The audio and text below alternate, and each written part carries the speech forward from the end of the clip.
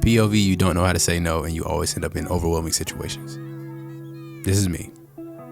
Overwhelmed. So my dad's church group was having a picnic and they needed someone to help them grill, and I didn't know anything about the job, but I accepted, just thinking that I was gonna be one of many instead of like the only person doing it. You know what I'm saying? So before I got to the park, I went in Home Depot and just stress bought the entire store. I got just about everything I thought I'd need, and I'm actually really glad that I did stop at Home Depot because I was not the only person who was stress buying. We have to grill like 24 racks of ribs, 2 full boxes of chicken, and a few flat sirloin steaks. At first, my goal was to get all of the ribs done. I don't know how I was gonna do it, but I thought in my head maybe I could. But that quickly changed whenever I couldn't find any rib racks. And I also realized that, hey, I kind of never done this before. So I should probably just like, try to get as many as possible, not all of them.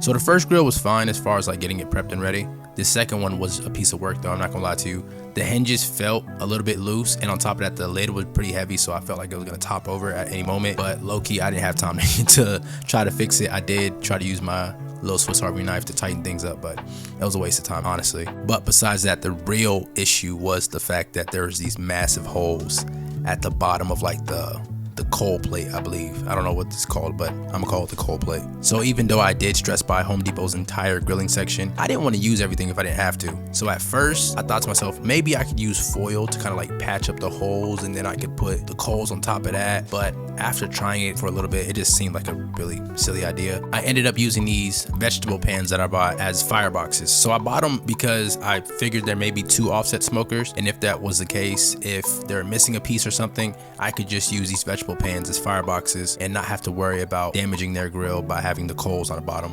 This is all just like barbecue talk, not necessarily barbecue talk, but it won't make sense unless I show you. These will actually fit perfectly, and even though they're like 30 bucks a piece, they were well worth it. I ain't gonna lie to you, this really saved the day.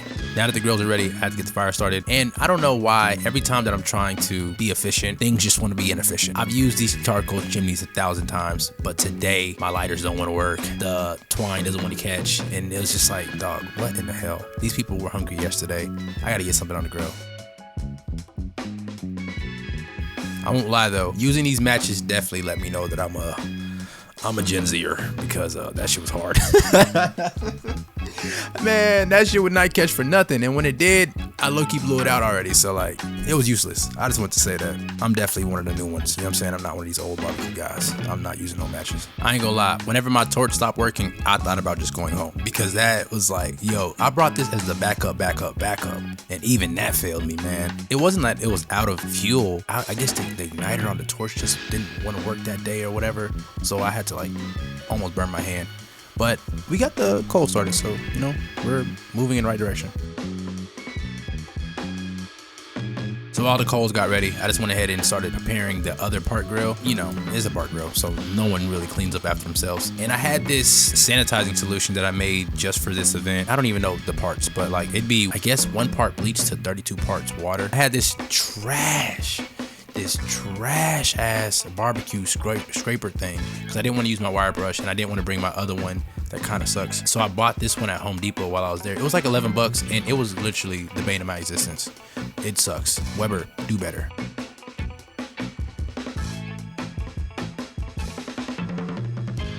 Okay, so here is where I had to put on my thinking cap. I've never smoked a thing in my life. So I watched a few too many YouTube videos, and they said if you have some grill grates, you can put them in a little V, and that is one of the more efficient ways of starting a fire in a cheaper offset. So I did just that, and it worked. So once I got the coals on there, I started chucking on some wood just to get the smoke going and just kind of get a feel like for how hot it was gonna burn, because I felt like I could have put more coals, but I didn't want to get the grill too hot and then have to wait for it to burn out a little bit. So at this point in the day, I was just happy to see smoke come out the grill. I'm really a pit master, for gonna be honest. But I watched a few too many YouTube videos, so I kind of started doing things that were super unnecessary.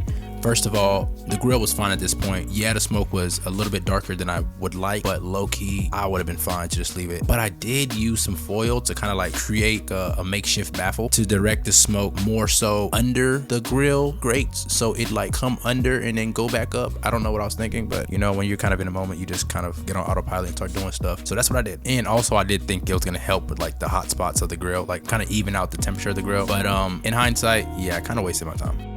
Look at that fire though. You know what I'm saying? That's a nice little fire. You know what I'm saying? We got some wood on there. We got some coals. Like, it's smoking. I was really happy at this point. I was really proud of myself. But I was just hyper fixated on just like trying to keep the grill at a consistent temperature. And I kind of got overly obsessed about that. So obviously this grill isn't a smoker, but I was like, we can probably make it smoke. So what I wanted to do was just kind of do the same thing I did with the offset, create a coal bed, and then throw on some wood chunks and just let it go like that. But this one was a little bit more difficult just because I knew that if the coals are burning too hot, it could get really shaky for me. And shaky it got. So whenever the fire started and it started getting like smoky like this, I was like, damn.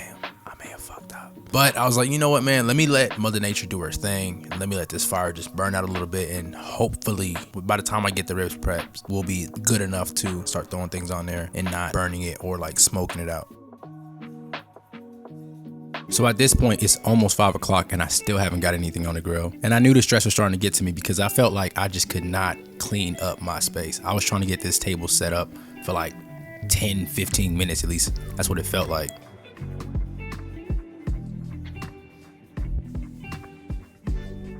So the only thing I truly had to get prepped the day of was the ribs. The chicken was already seasoned beforehand, but I didn't want to prep the ribs straight on the table, so I kind of made like a makeshift tablecloth with foil, and that's probably why it took me so goddamn long to get those ribs prepped. But low-key, it came out pretty good. I was actually pretty proud of myself.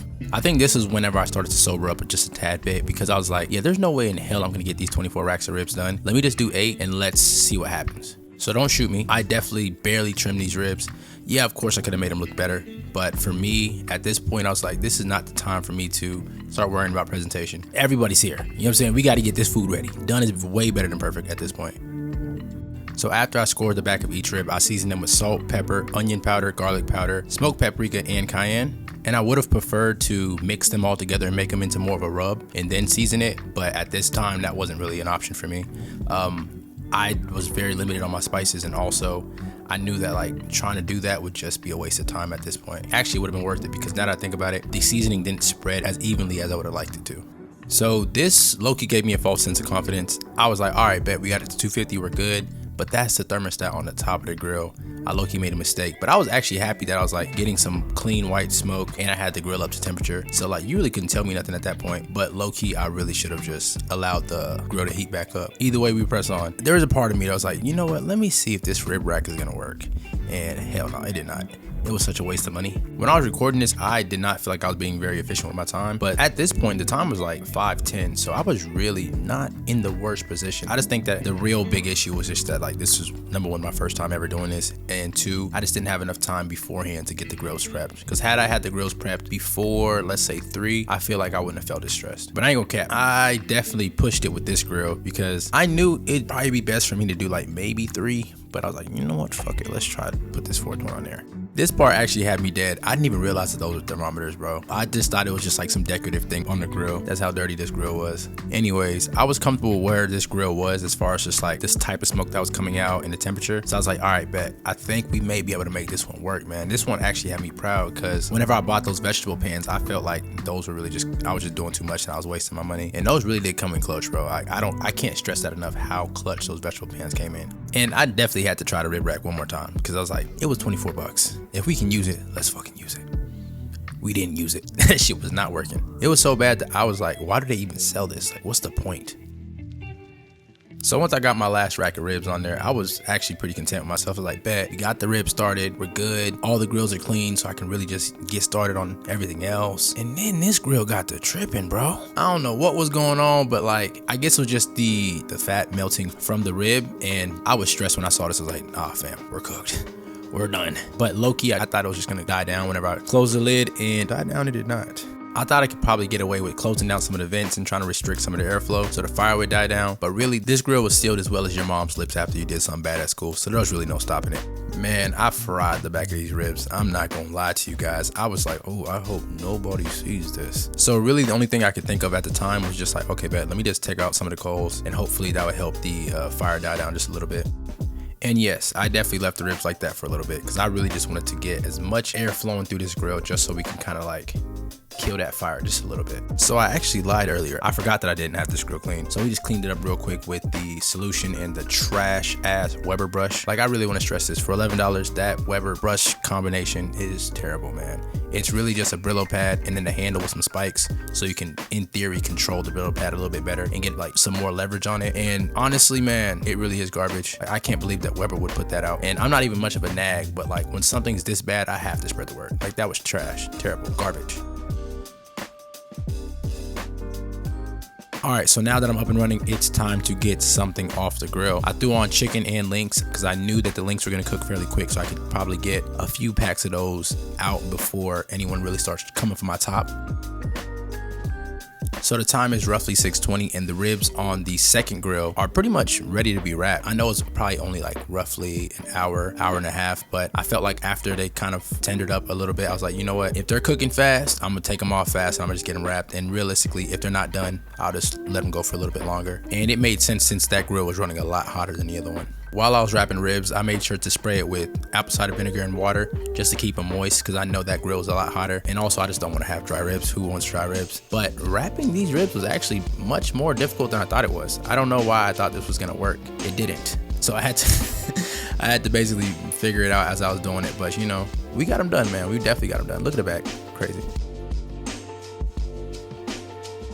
And please feel free to drop some rib wrapping tips in the comments because I still to this day don't know like how I should have done it. I don't know, is it that I didn't trim the ribs right? Is it that the butcher paper that I bought wasn't large enough or what? Like just let me know because I'm still kind of scratching my head. Man, hindsight is 2020 because I was really going too hard when it came to just keeping these ribs at a consistent temperature. Realistically, I probably should have let them run a lot hotter than I thought they were just because this is my first time and I honestly would have been better off cooking them faster and having them not come out as tender than trying to do what I was doing and kind of like prolonging that process. So I wasn't able to film this, but I did get the flap sirloin steaks cooked up and they cooked fairly well. I was not paying too much attention to it, so the top's a little bit extra charred, but you know, it came out pretty good as far as like flavor wise. Man, hey, when they saw me cutting that meat, they started attacking the kid. I was like, yo, y'all gotta relax. But I forgot that everyone here is West African, so like having quote unquote blood come out the meat wasn't necessarily acceptable. So I had to go back and refire all of these and make them well done. But they were perfect right here, I'm not gonna count. So these right here were my money ribs. I was really proud at how they looked at this point. Mind you, the grill was running a lot lower and I did have to like kind of like kick it up a notch, but still, man, I was really proud at like how these looked at this point because I was just like, yo, I could actually smoke some ribs, man. They weren't done, but I was proud of how they looked. Man, while I was praising those other ribs, I forgot about these. And in hindsight, these actually were the ones that came out the best. Like, look at that bend. Hold up. There you go. And I don't know what the hell I was thinking. I thought that I had Superman hands. I burnt the shit out of myself right there. But I decided to go ahead and pull them at this point. I think I temped them and they're like at like, I can't remember. I think it was like 190 or something like that. And I was like, all right, bet they're good to pull. And on top of that, they were flappy as hell. So I'm like, if I keep on going any longer, they're gonna be literally falling apart in like the worst way possible. So I wanted to let the ribs rest a little bit. So I definitely had to hide them joints because I didn't want anyone asking like, hey man, you gonna cut those yet? You gonna cut those? Are those done? You know what I'm saying? Because I ain't gonna cap. Like one thing about me when I'm cooking, I have a short fuse, man. Like the last thing I need is people asking me stupid questions, or at least questions that I think are stupid in the moment. I wanted to save everyone a meltdown from me. So I was like, all right, bet, let me just hide these over here. So it's about 8:20 and I'm feeling pretty good because people have already eaten off the grill. They had chicken, links, beef, and I just finished my first set of ribs, letting them rest at that point. The only thing that was really causing me any like anxiety was one like ended at 9 and or it was supposed to end at 9, and the second set of ribs were just cooking really slow. And in hindsight, it was really my fault because I wasn't allowing the grill to get up to temperature. I was hyper fixated on just like making sure that the temperature stayed at 250, when in reality I should have let it rise up more because that thermometer wasn't that accurate. So I was like, you know what, let's just wrap these ribs, and if I can play with the fire and make it a little bit hotter so it cook faster, I'll do that. But man, I won't lie, had everything ended at this point, I would have been so satisfied with myself, because look at those ribs. Look at how beautiful those ribs look. Like, I did that. They don't look that brown, that candy red color because they're just cooked. No, they look like that because I smoked them. You know what I'm saying? Like, I've never done this a day in my life. This is my first time even touching an offset smoker. So I was extremely proud of myself, and I was like, damn, all this off of watching some YouTube videos and just having confidence in yourself. I was like, oh my God, I'm really that guy. But we weren't done, so like, I couldn't get too excited.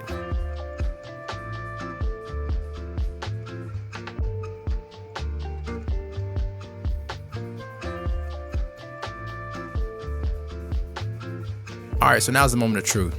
I was pretty confident that like these are gonna come out good, at least taste wise. But I was actually pretty surprised at how they came out. Mind you, they weren't the best. Color wasn't the best, but as far as flavor and tenderness, your boy did that. Like, check this out. You can barely see it, but there's a little bit of a smoke ring on there. Just a little bit. You can see a little bit of red, but this was from the second grill. So like, I wasn't expecting this to be like amazing. I figured it was like, hey, look, they're just gonna be cooked. But I definitely had this rack falling off the bone though. So that was a success. First set, pretty good. So tonight's pretty much wrapping up at this point. I'm finishing up the last of the chicken and the steak, and man, I'm so sad that I had to really cook the hell out of these steaks, man. The first time around, it was great. It was great. But then again, you know what I'm saying? Like, you're cooking for other people, so you got to cook it how they like it. So these ribs were almost done, man. Like, I really needed like maybe 30 more minutes, but the time was like 8:48, and I'm like, you know what, let me just go ahead and cut them up. And really at this time, like, the only people that were really there were people that like came in late, and also people that were like kind of helping organize the event. So for the ones that weren't done, I was really just chopping it up for them to finish it up at home in the oven. And I'm not gonna lie, man, these came out looking amazing. Cause I feel like even though they probably had to finish them off in the oven for, let's say, maybe 30 minutes or so, still like that smoke flavor is locked in there. And on top of that, it was seasoned pretty well. So I think that it was still a success. But guys, that was my night. I'm actually really happy that I ended up saying yes, even though it was one of those situations where I kind of ended up in a sticky one. But still, I feel like jumping in before you're ready and also kind of being able to be agile is something that I really do value in myself. So we definitely made lemons into some beautiful smoked ribs tonight. So today was a great day. All right, guys, peace. Have a good one.